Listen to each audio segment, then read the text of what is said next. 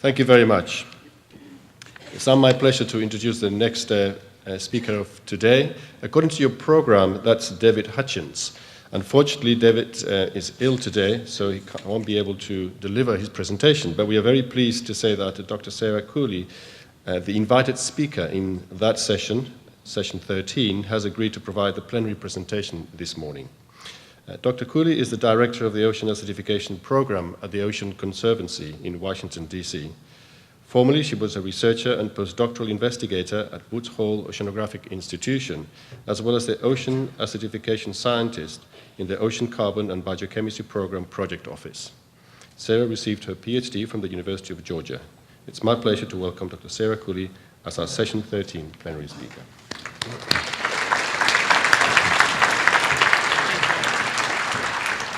Hi, everybody. Sorry I'm not Dave. If you were coming for a talk by Dave focusing on observations and how we weave them in, I'm afraid you will be disappointed because not Dave. So apologies for that. I am going to be talking about ecosystem-based management in the face of changing ocean conditions. And I wanted to thank the session organizers for inviting me to come and speak to you, and also the conference organizers for having me step in.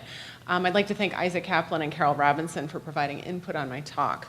Can we make this full screen? I think one copy of me is probably enough for the room. I'm not sure how to do that. So, thanks. All right, I'll power on. If that can be done, that'd be great. In the spirit of full disclosure, I don't actually consider myself an ecosystem modeler, so I'm sort of putting on somebody else's hat today.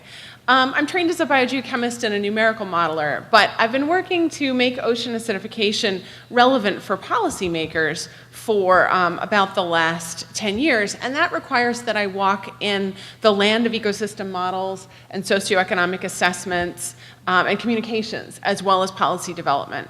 And at Ocean Conservancy, my work really involves getting the best and latest ocean science into policy.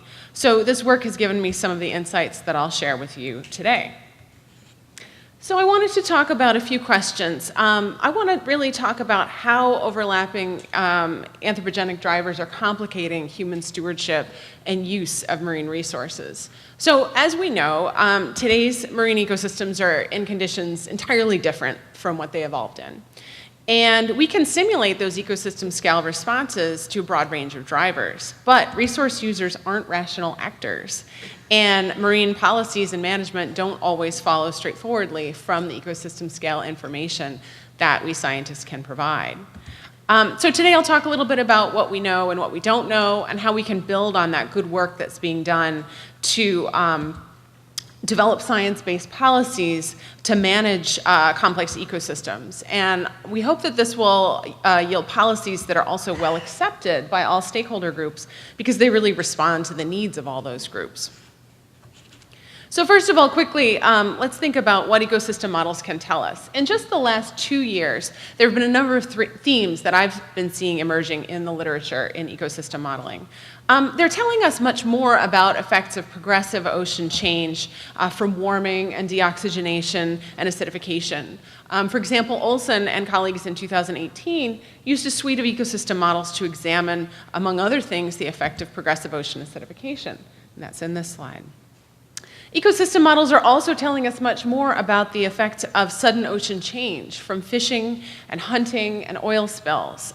This paper by Ainsworth and colleagues in 2018 looked at the effect of the Deepwater Horizon oil spill, and this plot shows reduction of the grouper gill biomass 10 months after the spill. Ecosystem models are also telling us a lot more about the biogeochemical and physical controls that operate on ocean productivity and acidification, and how they offer feedbacks to the ocean system. So Tyler Rohr and his colleagues in 2017 showed how physical mechanisms help control phytoplankton bloom phenology. These plots show how sea ice in the Southern Ocean decouples the phytoplankton-zooplankton relationship, and it promotes a substantial bloom as the sea ice recedes. So using approaches previously used for stable isotopes and fatty acid tracking through food chains, Ecosystem models are also telling us things about the fate of pollutants through the system. McGill and colleagues in 2017 looked at how Pacific salmon would change the contaminant burdens of fish living in streams. And in 2017, Bates and colleagues also looked at persistent organic pollutants in an Antarctic ecosystem. And this is actually a nice review looking at sort of the state of that science. So I encourage you all to take a peek at it. Ecosystem models can also tell us something about the relationships between organism identity and ecosystem function.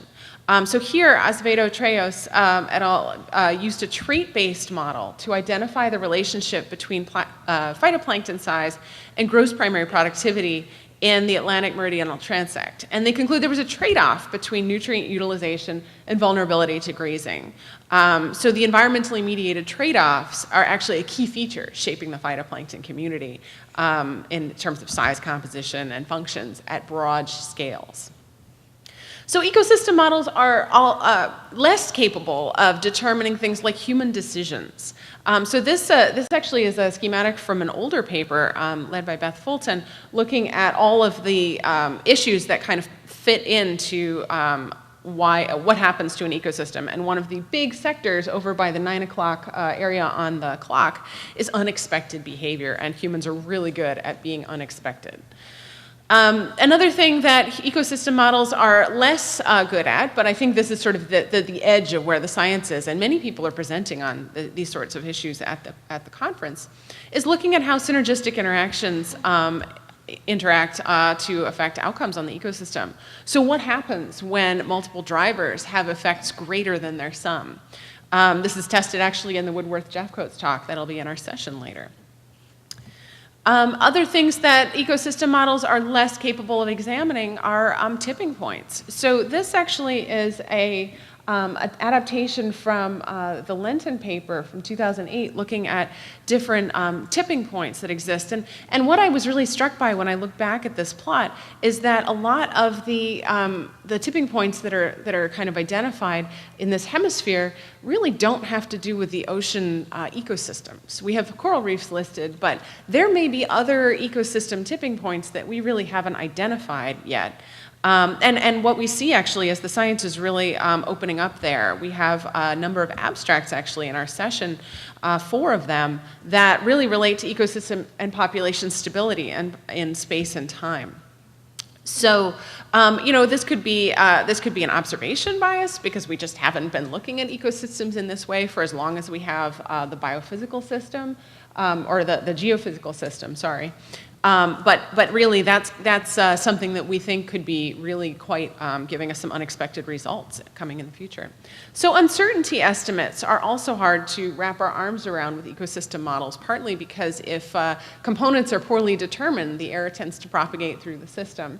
And this is actually a really nice review by Link and colleagues looking at the places where uncertainty enters into an ecosystem scale analysis, and they offer some best practices for considering how to reduce uncertainty. And then there's also this idea of behavior switching. Ecosystem models are only as good as the parameterizations that are written into them. So in some cases, we don't actually know the capacity of specific trophic levels or specific species to switch behaviors in the face of change. This paper by Valina and colleagues really looked at the different outcomes that you get in a phytoplankton ecosystem model from different grazing behaviors. And while we couldn't, while this paper couldn't zero in on like what behavior was happening in that ecosystem, one can actually take these results and compare them back to observations and say, here, we can draw inferences about what we're doing. So ecosystem models are helpful there, but they can't give us the final answer. So policy questions still remain. We have the need to determine catch levels for species of commercial and nutritional interest under the face of environmental change and variability. And here's an example of the kinds of projections that ecosystem models are doing a really beautiful job at. But then, the other thing is that we still are chasing the system. So, kind of ripped from the headlines, last year the Seattle Times pointed out that the Gulf of Alaska cod catch was on a sudden decline. And there's some hypotheses about how this is linked to a period of warmer ocean conditions. But to some extent, we're still kind of chasing what we see out in nature, trying to figure out exactly what mechanisms are at work and how we can implement or incorporate that in our thinking. We also want to think about how do we place closed areas, both areas that are preserves, but also areas that are maybe rotationally closed for fishing harvest. And so, we can look at these combined effects of stressors, like the Olson paper did, but we also need to think about how climate change is going to be affecting specific areas. So John Bruno and his colleagues just published this paper in Nature Climate Change, looking at where marine protected areas only show a temporary refuge from, I think that, well, let's see, what stressors did they use? They used warming and oxygen loss under two carbon emission projections. And so under RCP 8.5, about 42% of MPAs are no longer protective for temperature and oxygen loss, I think by 2050. I don't have that number written down, I wish I did. We're starting to be able to use ecosystem models to examine questions of water quality, but this is just at the very beginning. So this is definitely an open policy question. So this paper in ecological modeling used the Chesapeake Atlantis to begin answering questions about how water quality changes would affect the estuary's ecosystem. And they were looking at sort of more classic measures of water quality, like submerged aquatic vegetation and clarity and things like that. And they came out with some really interesting results, and I'm excited to see more applications of ecosystem models for these purposes. So there are other, the other topic that needs to be explored is this idea of the risk of acting or not acting and the costs of doing that. And there's not a lot of information out there on this topic, but it is of vital interest to decision makers. So in this 2012 paper by Brown and Ecological Applications, the researchers looked at what happens if you set productivity to decline solely for 50 years. And if they did not implement a management delay, catches followed biomass. But in a 10-year management delay, the short-term stability and catch level was completely counteracted later in the medium term, and then actually resulted in collapse in about 31 years. So more studies we can look at sort of the trade-offs and risks to delays or to specific actions is going to be of tremendous use to decision makers. And then finally, we need to also think about options to preserve ecological function. And I'm using ecological function broadly, so apologies to Chris Joyce because he told me about his issues with the word ecosystem services, so I'm avoiding that today for him. But really looking at how we can use management strategies to optimize the benefits that ecosystems provide. And it's hard to see on this plot, but what I really liked about this paper is that they actually looked at specific things like the ecosystem components that play into tourism or that play into fisheries harvests. So they were really trying to think end to end. So there's two real ways we can do that. We can put our knowledge to work now by strategically using models and then remembering that process is critical. So I'm going to talk about both of those things right now. So the strategic use of models is something that we're all very familiar with, is looking at this idea of projections. So this is a classic example we're all familiar with, sea level rise and the effects over time of different emission scenarios. This helps us identify which futures we don't want. This helps us say, you know what, that's a bridge too far. That's not going to be okay with us. So models can really be helpful in that respect. But this is a scenario model, which is kind of like we tell a storyline and we say how it plays out. The problem with scenario analysis like that is that they get multi-dimensional really, really fast. At every point on the chain, there's a decision. How much emissions are we going to is going to be emitted? How is this going to play out in this particular ecosystem? Or how is this going to affect human behavior, regulations, future emissions? And so we have these branching scenarios. And so a lot of people are thinking about socioeconomic pathways that are sort of clusters, or scenarios that are kind of these sort of clustered ideas. And that's helpful too, but then that leads you into this space where you're trying to use models and you have this very difficult to interpret conceptual space when you're thinking about, well, what's the condition of the ecosystem? How how are my cumulative impacts building up? Where's my management target? What's my safe operating space?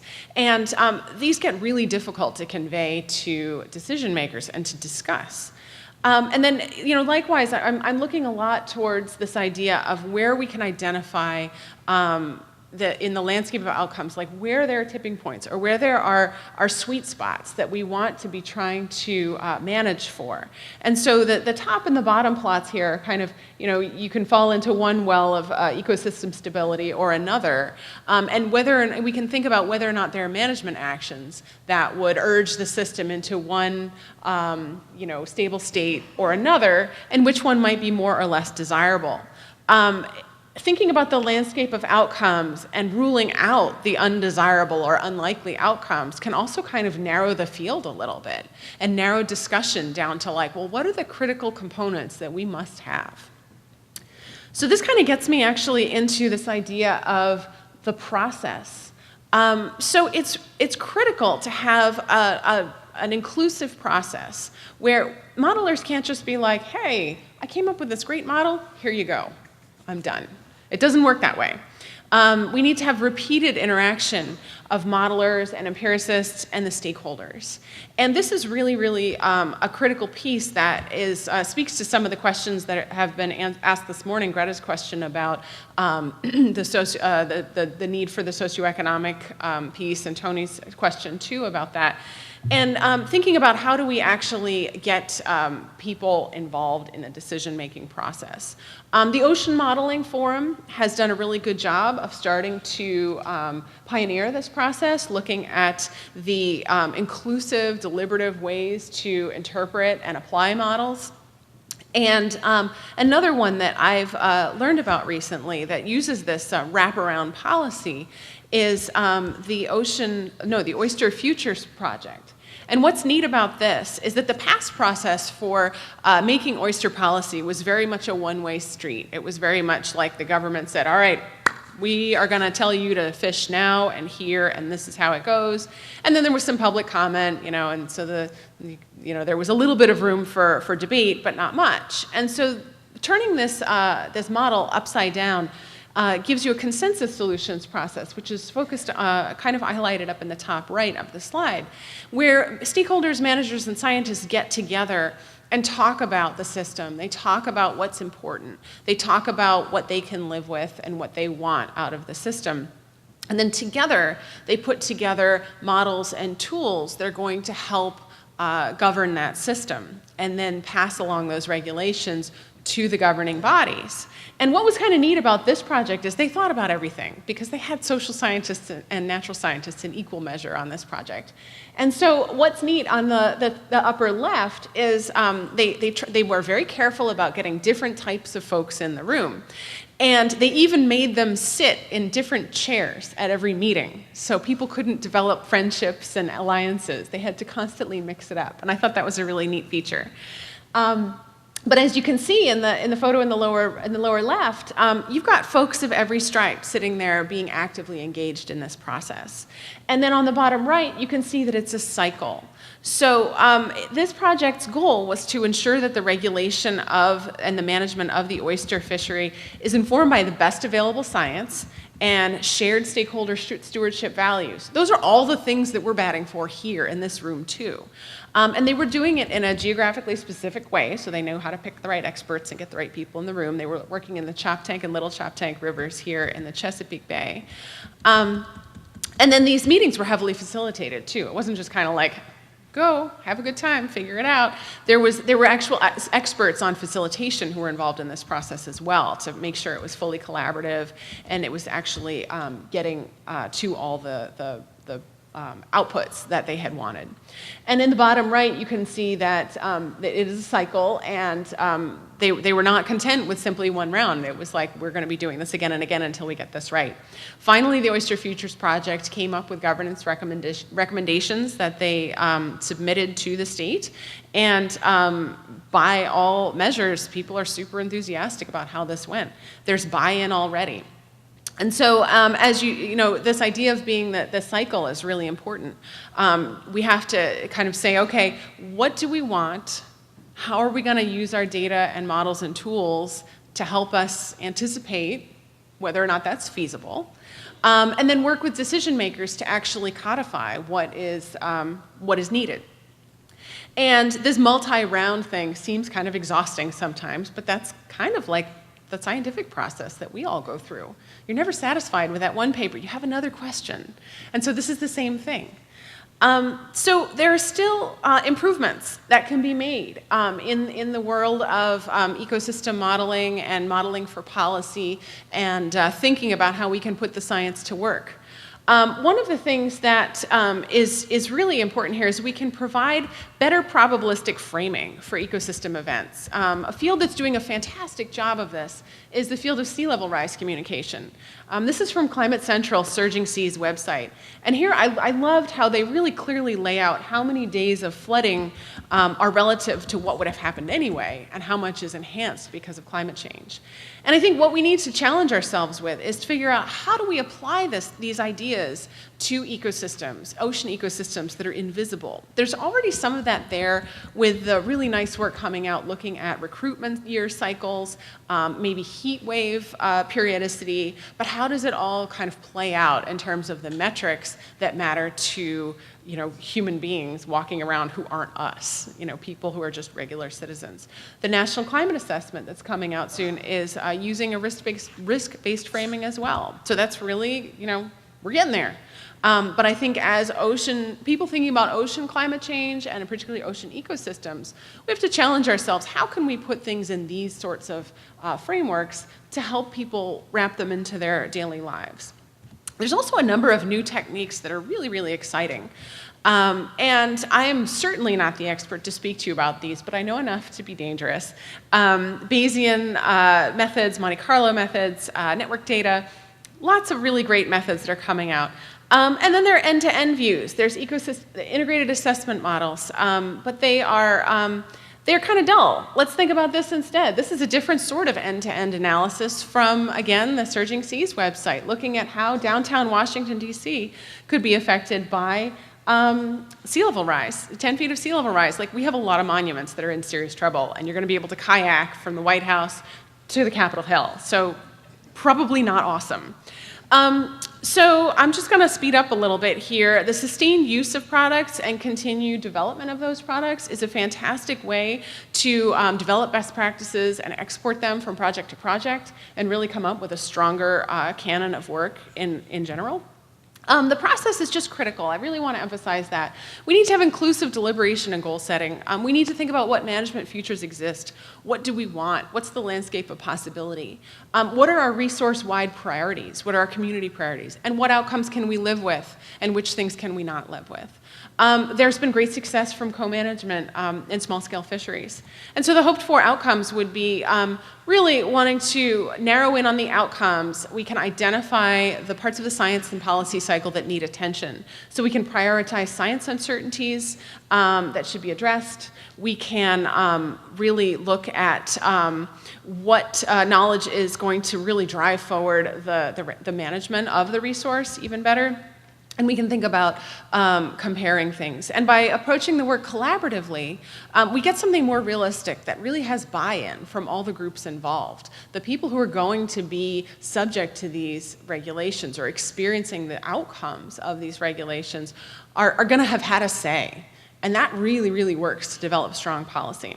So with that, I'll end. And I just want to say thank you so much. And if you'd like to get in touch, please do.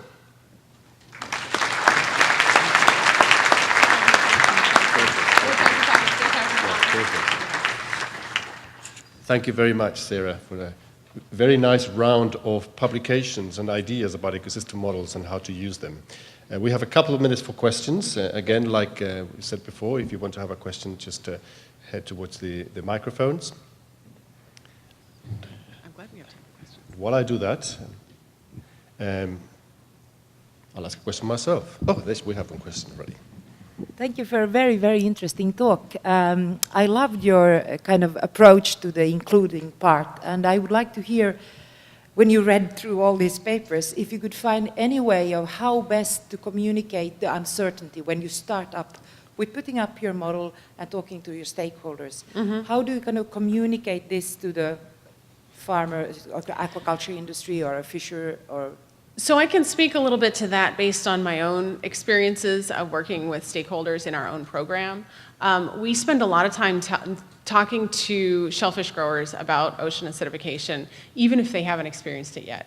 And there's a lot of folks who are kind of like, oh, I haven't felt this yet, I don't really need to hear it. But there's a lot of people who say, you know what, I had a bad year last year and I don't know why. They get uncertainty. They live with it every day. And I think kind of finding a way in to kind of say, so we're not 100% sure about these outcomes, but it means that here are the choices. Here are the things we might see. And I think thinking about things in terms of like, here are the couple of outcomes that we might see is actually a way that, you know, folks working the land have been like, yeah, I get that. You know, some years going to be warm year, some years going to be rainy year. I don't know. Here's how I deal with them. So I think kind of finding that way in to kind of walk side by side with them about uncertainty rather than say, well, there's 95% uncertainty here, because that doesn't sell. So, Thank you. Thank you. We have another question over there. Yes. Mark Payne from the Danish Technical University. We've seen quite a lot of references already in the conference to the ever-evolving ability to predict the oceans, and we have a theme session on that on Thursday. My understanding of these types of models is that that's not what they're designed to do. They're designed to evaluate trade-offs, to think about projections. But the temptation is great, and so the question that I have is, how far away do you think these models are from starting to be able to make predictions rather than projections? I think I'd probably turn that back to the folks who are sort of working under the hood of ecosystem models in the room. I don't feel qualified to judge that. But I don't think that, kind of going back to the previous question, I don't think that having conversations with resource users and managers saying, we can't predict the future with this, but we can weigh outcomes, I don't think that's a non-starter. I think that's actually a really good way to go, because a lot of times people who are building regulations and managing resources, they're dealing with human behavior, which is really hard to predict too. So I don't know. I mean, maybe someone who works under the hood with an ecosystem model would care to field the first part of your question. Thank you. There are no other questions, so I'll ask you one, and it follows what Mark just said. How about this for an idea, that when a modeler publishes a paper in a journal, the editor requests that there's a box in the paper that says what this model is good for and what this model is not good for. I think a lot of people would love that. I challenge all of you who write those papers. You know, give us that information, or you know, put it on your blog or something. I think that would be fabulous. It would really cut to the chase. Great. Good idea. Thank you very much. Thank you. Please thank you for before you leave.